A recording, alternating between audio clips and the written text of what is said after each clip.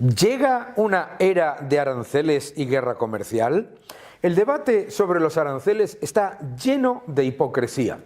Por un lado, asumimos que Estados Unidos debe ser la única economía en el mundo con las puertas abiertas y ventanas abiertas, mientras el resto de las economías cierran sus fronteras y cierran sus economías a la importación de productos norteamericanos.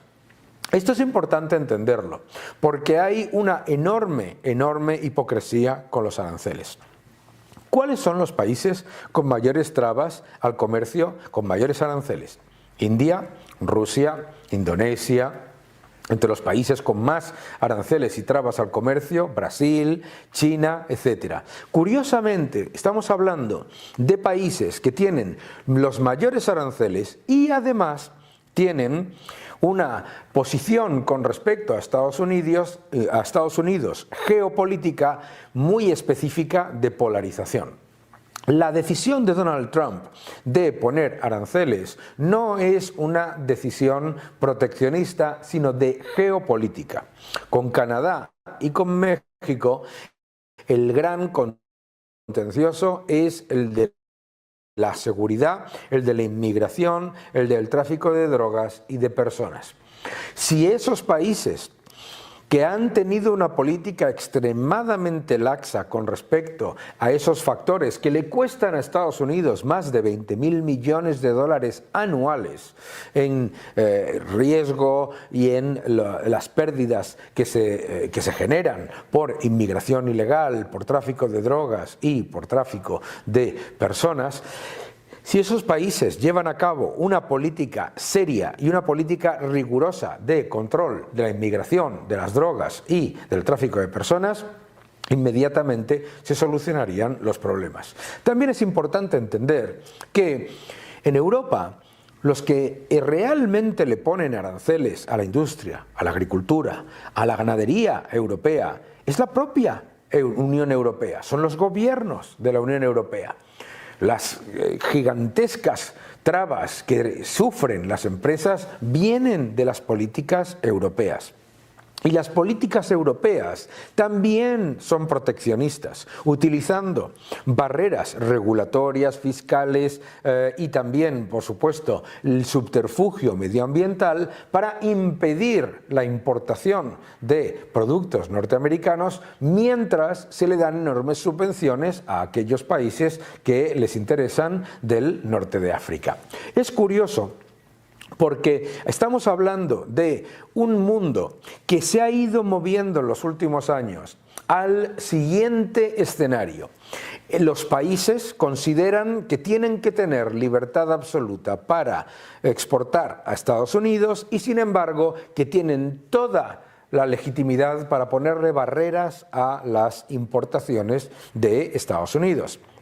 No podemos ignorar el factor geopolítico. No podemos ignorar el hecho de que muchos de los países, la inmensa mayoría de los países a los que se le van a poner aranceles, son países que, número uno, necesitan el superávit comercial con Estados Unidos para reducir su problema de sobrecapacidad industrial. Número dos, necesitan el superávit comercial con Estados Unidos para atraer dólares y estabilizar unas monedas que, por otro lado, son muy débiles.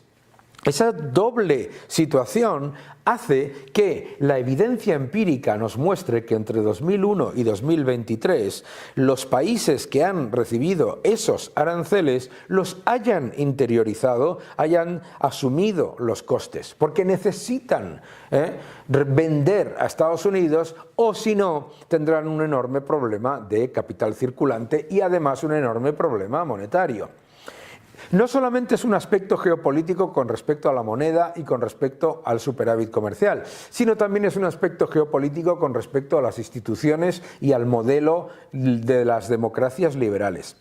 Muchos de estos países se han ido conformando en un grupo, se les llama los BRICS, en el que necesitan exportar muchísimo a Estados Unidos y a la vez desde sus políticas y desde sus decisiones con respecto a lo que es la política internacional, están llevando a cabo procesos de financiación de todos aquellos grupos que minan la democracia liberal y que suponen un enfrentamiento al sistema de Estados Unidos, no solamente el financiero, sino también el político. Los aranceles, por lo tanto, son una medida geopolítica para combatir a aquellos que, utilizando las exportaciones y utilizando la entrada de dólares, a la vez están cerrando sus economías, están separándose de Estados Unidos y en algunos casos incluso financiando el final o por lo menos el intento de dinamitar el sistema financiero y democrático de Estados Unidos y de Occidente. Todo eso lo tenemos que tener en cuenta y no lo podemos separar. Por supuesto, el argumentario liberal nos dice: si otros países tienen medidas proteccionistas, ellos sufrirán ese factor y nosotros recibiremos productos y bienes más baratos. Por lo tanto, el proteccionismo se combate con mayor apertura de mercado. Y estamos de acuerdo, y estamos completamente de acuerdo. El problema es ignorar el resto de los factores. El factor geopolítico, el factor de la sobrecapacidad, el factor monetario y el factor de la batalla cultural y de la financiación de dictaduras comunistas, etcétera, por parte de algunas de estas economías. El mundo está cambiando de manera muy agresiva y debemos ser conscientes de todo ello. La Unión Europea tiene una oportunidad de unirse a Estados Unidos, reducir sus medidas proteccionistas y evitar los aranceles con Estados Unidos. Pero no podemos caer en el error de pensar en los aranceles de la administración Trump como si fuesen una locura del presidente Trump.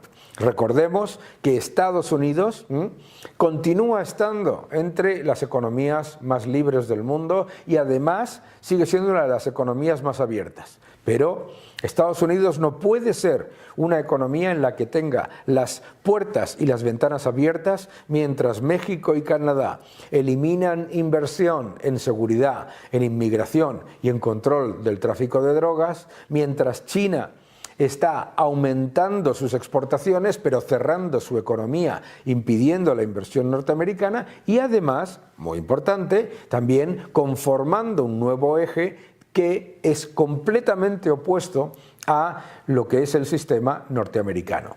Nosotros tenemos una oportunidad, que es elegir qué es lo que queremos hacer. Pero no caigamos en el error de pensar en los aranceles como algo que tiene que ver con el proteccionismo comercial, sino con algo que es una herramienta geopolítica para equilibrar la balanza.